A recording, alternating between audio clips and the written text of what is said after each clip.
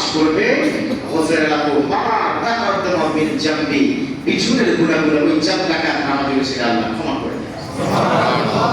ওই 4 রাকাত নামাজের জানেন নামাজটা কি?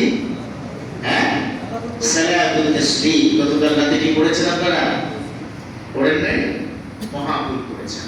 আমি যদি আসতাম, আমি একটু অসুস্থ, প্লাস হচ্ছে আমার ওয়াইফ অসুস্থ, যার কারণে আসতে পারিনি, তাহলে আপনাদের সকলকে সাথে নিয়ে সালাতুল তাসবিহ নামাজ পড়তাম। সালাতুল তাসবিহ নামাজের কতটা ফজিলত অবাক হয়ে যাবেন। হাসান সহিহ একটা হাদিস, বিশ্বনবী তার চাচাকে আব্বাসকে দেখে বললেন, ও চাচা, আমি কি আপনাকে একটা নামাজের কথা বলবো, যে নামাজটা আপনি যদি পারেন আপনার জীবনে অন্তত দৈনিক একবার পড়ে পড়বেন, দৈনিক একবার যদি না পারেন অন্তত সপ্তাহে একবার পড়বেন, সপ্তাহে যদি একবার না পারেন ও চাচা মাসে অন্তত একবার আপনি পড়বেনই পড়বেন। আর যদি কোনো কারণে মাসে যদি আপনার নামাজটা ছুটে যায়, বছরে কোনো কারণে এই নামাজটা একবার মিস করবেন না, পড়বেন।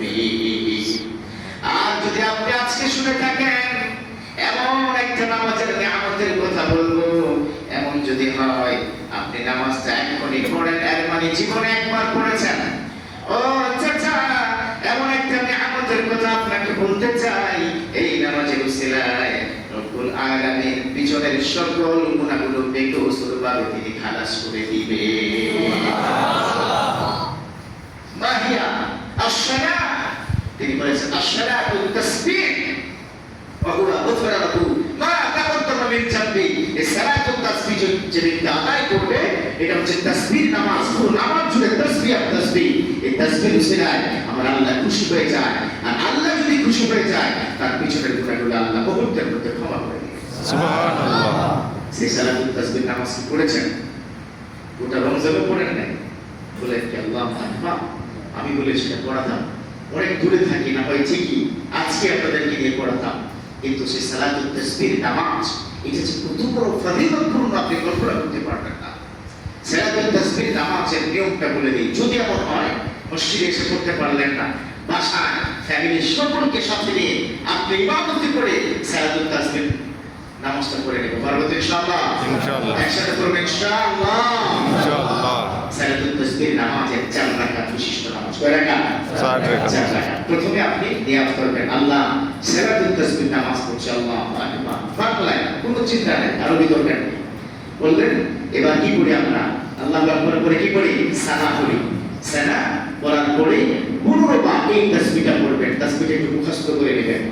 সুবহানাল্লাহি সুবহানাল্লাহি ওয়াল হামদুলিল্লাহি ওয়া লা ইলাহা ইল্লাল্লাহু আল্লাহু আকবার। সুবহানাল্লাহি সুবহানাল্লাহি ওয়াল হামদুলিল্লাহি ওয়া লা ইলাহা ইল্লাল্লাহু আল্লাহু আকবার। মুখস্থ হয়েছে? একে বলুন তো সুবহানাল্লাহ সুবহানাল্লাহি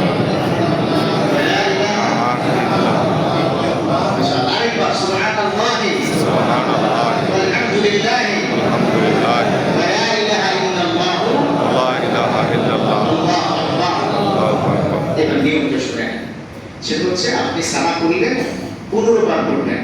কতবার? 15 বার। একসাথে কতবার? 15 বার। এখন 15 বার কি এটা বলতে হবে না? তাই না? যারা কি মুরব্বী আছেন তারা 6 বারের পরে মনে করবেন যে 15 বার মনে হয়ে গেছে। হ্যাঁ, 15 বার কিভাবে আপনি করবেন? আল্লাহু আকবার করে এই যে আমলটা, এটাকে নিয়ে যদি আপনি এভাবে করেন অসুবিধা হবে না। এই যে এভাবে বলতে থাকেন, আপনি করে 15 বার করে ফেলবেন। 15 বার তো থাকে না, তাই না? অথবা যদি আপনি এভাবে পড়েন, এভাবে যদি পড়েন তাহলে 15 বার কোথায়? এখানে এসে পড়ে যাবে। 4 4 16 না, 15 বার পড়বেন। পড়ার পর সূরা ফাতিহা, তার সাথে সূরা মিলাবেন। সূরা মিলানোর পর 10 বার। কয়বার? তাহলে কি পেলাম? প্রথমে সারার পর কতবার? 15 বার। সূরা মিলানোর পর কতবার? 10 বার। রুকুতে গিয়ে 10 বার। কতবার? রুকুতে গিয়ে কতবার? আচ্ছা, রুকুতে গিয়ে আগে তাসবিহ পড়ে নেবেন। রুকুর তাসবিহ কি? সুবহানাল্লাহ সুবহান রাব্বিয়াল আযীম। 3 বার পড়ার পরে ওই তাসবিহটা পড়বেন। কতবার? রুকু থেকে দাঁড়িয়ে 10 বার। রুকু থেকে দাঁড়িয়ে কতবার? 10 বার। আবার সিজদায় চলে যাবেন, সিজদায় গিয়ে 10 বার। কতবার? মনে থাকবে তো? সিজদার দোয়াটা কি সুবহান রাব্বিয়াল? সুবহান রাব্বিল আলা। হ্যাঁ, সুবহান রাব্বিল আলা। আলা মানে কি? উপরে। আলা মানে কি? উপরে। আর আলা মানে হচ্ছে সবার উপরে, মহান।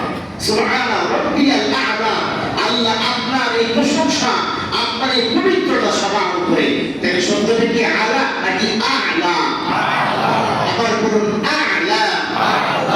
আ'লা। মনে থাকবে তো? আমরা কিন্তু ছোট্টখাটো ভুল করি, খুব ভয়ঙ্কর গুনাহ হয়। যেমন কুল হুয়াল্লাহু আহাদ, কিন্তু আমরা বলি কুল হুয়াল্লাহু আহাদ। কি করে? কুল মানে বলুন আল্লাহু আহাদ, আল্লাহ এক। কিন্তু যদি কুল বলি তাহলে কি হবে? খান, আল্লাহ এক। নাউজুবিল্লাহ পড়েন। আমরা যদি বলি আলহামদুলিল্লাহি রাব্বিল আলামিন, সমস্ত প্রশংসা একজনের দিকে। আর যদি বলি আলহামদুলিল্লাহি রাব্বিল আলামিন, তাহলে হামদু বলার কারণে যার অর্থ দ্বারা সমস্ত দুর্গন্ধযুক্ত পচা ময়লা কাপড়। নাউজুবিল্লাহ পড়েন। আলহামদুলিল্লাহ জায়গায় আলহামদু, সমস্ত দুর্গন্ধযুক্ত ময়লা কাপড় আল্লাহ। নাউজুবিল্লাহ বলেন না? এই জন্য আমরা সুবহান রাব্বিয়াল আ'লা, সুবহান রাব্বিয়াল আ'লা। তাহলে আমরা সিজদা আগে করলাম 10 বার। সিজদা থেকে বসে একটা দোয়া আছে, দোয়াটা কি পড়েন আপনারা? এই সময় বলে দিয়েছেন এই দোয়াটা তোমরা পড়বা। এখানে 5টা দোয়া আছে, যদি তুমি দোয়া করো, কারণ দুই সিজদার মাঝখানে লা ইয়ারুদ্দু দোয়া ফি সুজুদ, দুই সিজদার মাঝখানে দোয়া কবুল করে নেন একজন তিনি কি?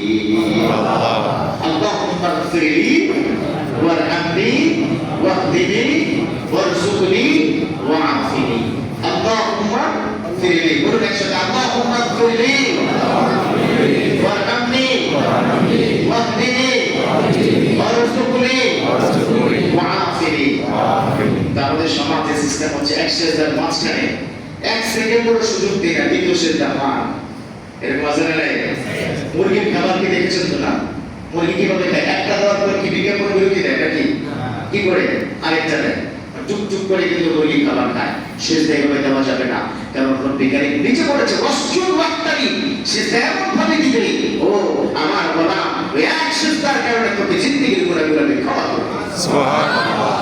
ওয়াসজুদ ওয়াক্তারি, সিজদা দাও, আমার কাছে চলে আসো। এজন্য আমরা এই 5টা দোয়া করব তো ইনশাআল্লাহ। ইনশাআল্লাহ। ওই সিজদার মাঝখানে ওই দোয়া কবুল করে নেন একজন তিনি কে? আল্লাহ। রাব্বুল আলামিন বলে দিয়েছেন 5টা দোয়া। ঈশ্বর বলেছেন 5টা দোয়া করবা। 5টা দোয়ার মধ্যে টোটাল জীবনটা আছে। 1 নম্বর দোয়া হলো আল্লাহুম্মা ইগফিরলি, ও আল্লাহ দয়া করে মায়া করে আপনি আমাদেরকে ক্ষমা করে দিন। আমিন। আল্লাহুম্মা ইগফিরলি অর্থ কি? আল্লাহ আপনি আমাকে কি করেন? আল্লাহুম্মা ইগফিরলি ওয়ারহামনি। দ্বিতীয় বাক্যটা হলো আল্লাহ রহমত দান করেন, কারণ আল্লাহর রহমত ছাড়া একটা সেকেন্ড চলার মতো আমাদের ক্ষমতা নেই। ঠিক কি না? আল্লাহ রহমত ছাড়া 1 সেকেন্ড আমরা চলতে পারবো না। টোটাল আল্লাহ রহমতের একটা লেয়ারের মধ্যে আল্লাহ আমাদের রেখে দিয়েছেন। সুবহানাল্লাহ। আল্লাহুম্মা ইগফিরলি ওয়ারহামনি ওয়াহদিনি, ওয়া আল্লাহ আপনি দয়া করে আমাকে হেদায়েতের পথে চালান। আল্লাহ রমজান মাস চলে যাওয়ার পর এমন যেন না হয় আমি যে রোজার আগে গীবত করেছিলাম, রোজা আমি সেটা ছেড়ে দিয়েছিলাম, রোজার আগে আমি মিথ্যা বলেছি, প্রতারণা করেছি, তারপরে রোজার মধ্যে আমি ছেড়ে দিয়েছিলাম। রমজানের পরেও যেন এই অপরাধগুলো আমার না হয়। তারপর অনেকে আছে এরকম, এই বেটা রোজা দেখে তুলে ছেড়ে দিলাম, খারাপ রোজাটা খালি যাক, এরকম আছে না নাই? ঈদের পরের দিন তোরে কুইন্টাল পাব, এরকম আছে না নাই? মানে রোজা লিখে সাড়ে ছাড় দিছে, এরকম জালেম আছে। আল্লাহ তুমি জালেমদেরকে হেদায়েতের আলো দান করো। আমিন। বাংলাদেশের এখন জুলুমের জায়গা না, যেখানে অন্যায় সেখানে প্রতিবাদ করতে হবে। কথা বলতে ঠিক না?